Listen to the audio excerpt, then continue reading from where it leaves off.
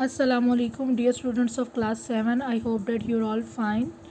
I am your science teacher from Light School Al Miraj campus. Students, previous lecture में हमने जो chapter number 1 start किया हुआ है हीटिंग एंड कूलिंग, उसमें लेसन नंबर 1 और लेसन नंबर 2 के बाद तक हमने कंप्लीट कर लिया था।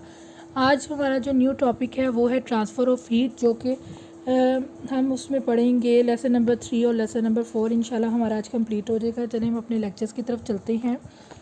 लेक्चर है पेज नंबर 5 पर ट्रांसफ़र ऑफ हीट, कि जो हीट ट्रांसफ़र होती है वो उसको ट्रांसफ़र होने के कितने वेज हैं, उसके कितने मोड्स हैं, यानी किन किन फॉर्म्स में वो ट्रांसफ़र होती है।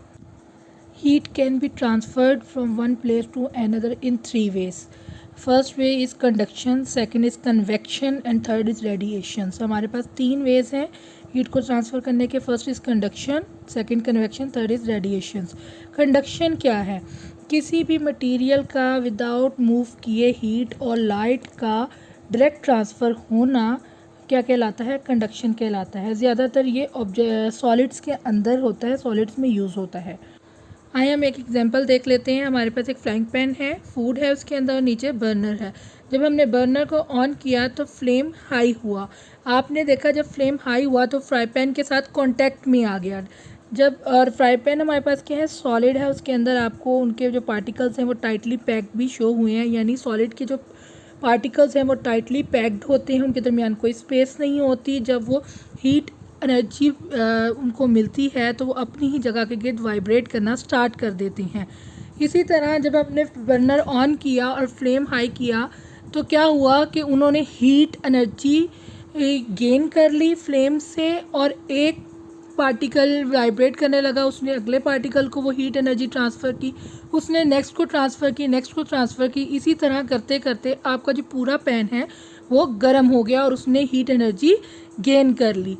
जब उसने हीट एनर्जी गेन कर ली तो आपका जो फ्राई पैन के अंदर कोई भी फूड है, एग कर लें, कुछ भी है, तो उसके बाद उसने वो जो हीट एनर्जी फ्राई पैन की थी वो उस फूड में कन्वर्ट हो गई। तो हम इस प्रोसेस को कहेंगे कंडक्शन, जिसमें पार्टिकल्स ने वाइब्रेट करके अगले पार्टिकल को अपनी हीट की जो एनर्जी थी वो ट्रांसफ़र की, ना कि कोई ऑब्जेक्ट ने एक जगह से दूसरी जगह मूव किया।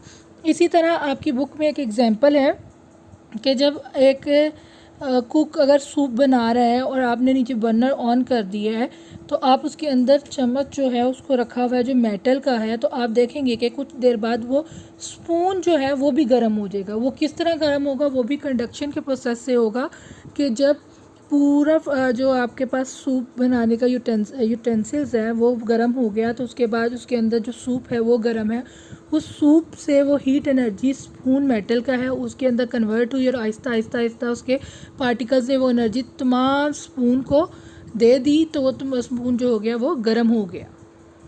मेटल हमारे पास बेस्ट कंडक्टर है, कंडक्टर ऑफ हीट है। यानी कंडक्टर क्या होता है? जो कि अपने अंदर से इजीली हीट को पास होने दे।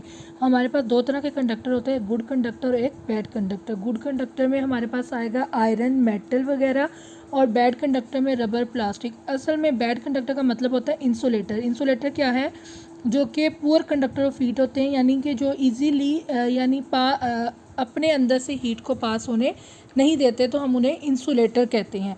तो हमारे पास इंसुलेटर क्या है? ग्लास है, मिनरल वूल है, उसके बाद प्लास्टिक्स हैं और रबर है। ये तमाम चीज़ें क्या हैं? हमारे पास इंसुलेटर हैं जो कि हीट को अपने अंदर से गुजरने नहीं देती।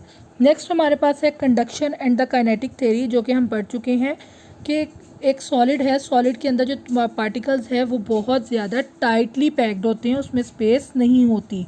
अगर हम एक मेटल बार लें और एक साइड पर कैंडल ऑन रखें तो कैंडल से क्या होगा कि वो फ्लेम हाई होने पर हीट गेन कर लेगा मॉलिक्यूल, और वो मॉलिक्यूल्स वाइब्रेट होने से वो हीट नेक्स्ट मॉलिक्यूल को ट्रांसफ़र कर देंगे और वो मॉलिक्यूल नेक्स्ट मॉलिक्यूल्स को ट्रांसफ़र कर देगा। इसी तरह जो कोल्ड मॉलिक्यूल्स हैं उनकी जगह आहिस्ता आहिस्ता वो थर्मल एनर्जी तमाम मेटल बार के अंदर पहुंच जाएगी, स्प्रेड हो जाएगी। इस तरह मेटल बार जो है वो गर्म हो जाएगा। आहिस्ता आहिस्ता तमाम पार्टिकल्स वाइब्रेट करेंगे और हीट को पास करते जाएंगे। इस तरह तमाम मेटल्स के अंदर वो हीट एनर्जी पहुंच जाएगी। ये प्रोसेस जो है हमारे पास कहलाता है कंडक्शन। और कंडक्शन ज़्यादातर मैंने आपसे पहले बात की किसमें होती है, सॉलिड में। अब सेकंड जो हमारे पास आता है वो है कन्वेक्शन। कन्वेक्शन ज़्यादातर लिक्विड और गैसेस में ही होती है, क्योंकि इनके मालिक्यूल्स जो होते हैं उनके दरमियान में स्पेस होती है और मालिक्यूल्स जो हैं वो मूव कर सकते हैं। सॉलिड में तो वाइब्रेट करते थे ना, इसमें मूव करेंगे। इस प्रोसेस को हम इसकी एग्जांपल से समझेंगे कि जैसे आपने एक बीकर में पानी लिया और नीचे आप स्टोव ऑन कर दें या बर्नर ऑन कर दें, तो आप देखेंगे कि जो पानी है वो कैसे बॉयल होगा। पानी के अंदर के जो मॉलिक्यूल्स हैं जो कि बिल्कुल बॉटम के साथ लगे हैं, सबसे पहले वो गर्म होंगे, वो हीट होंगे। वो मॉलिक्यूल्स जब गर्म हो जाएंगे तो वो डेंस हो जाएंगे, यानी हल्के हो जाएंगे। डेंस होकर वो ऊपर को उठ जाएंगे, ऊपर की तरफ चले जाएंगे, तो वो वाटर की अपर सरफेस पे चले जाएंगे। तो अपर सरफेस से जो मॉलिक्यूल्स होंगे वो रिप्लेस हो जाएंगे, इनकी जगह वो नीचे आ जाएंगे, फिर वो गर्म होंगे, डेंस होंगे, फिर वो ऊपर चले जाएंगे। और ऊपर से इसी तरह नीचे जो कोल्ड मॉलिक्यूल्स हैं वो आते जाएंगे और जो दूसरे हॉट मॉलिक्यूल्स हैं वो डेंस होकर ऊपर चलते जाएंगे। ये प्रोसेस सर्कुलेट होता रहेगा। इस तरह आहिस्ता आहिस्ता पानी जो है वो बॉयल होना शुरू हो जाएगा और आपको नज़र, स्टीम जो है एक किस्म की, वो आपको नज़र आएगी धुआं उठता हुआ जब आपका पानी बॉयल हो जाएगा। तो जो ये प्रोसेस है ये कन्वेक्शन कहलाता है। इसी तरह का प्रोसेस आपकी केटल में होता है।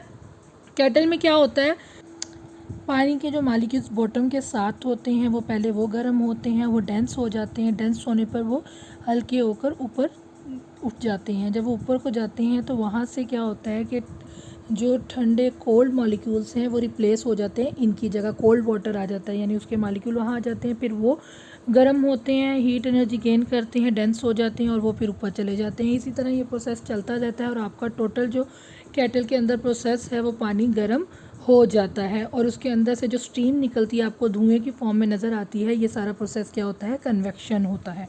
थर्ड हमारे पास रेडिएशन है, वेस्ट हीट को ट्रांसफ़र करने का, जो कि कंडक्शन और कन्वेक्शन से थोड़ा मुख्तलिफ है।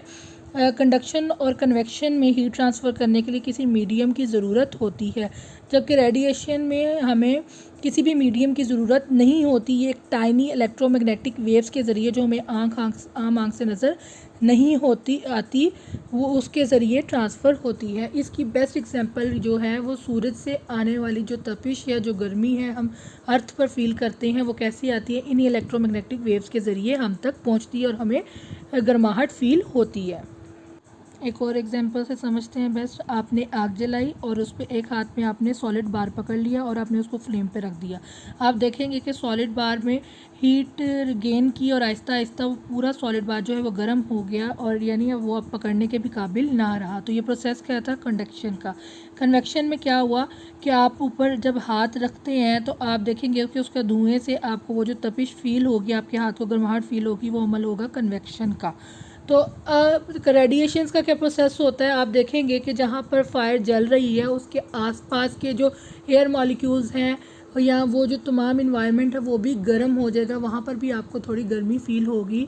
तो वो गर्मी किस वजह से फील होती है, उन रेडिएशंस की वजह से जो कि आग से निकल रही होती हैं। तो ये प्रोसेस हमारा क्या होगा, रेडिएशन का।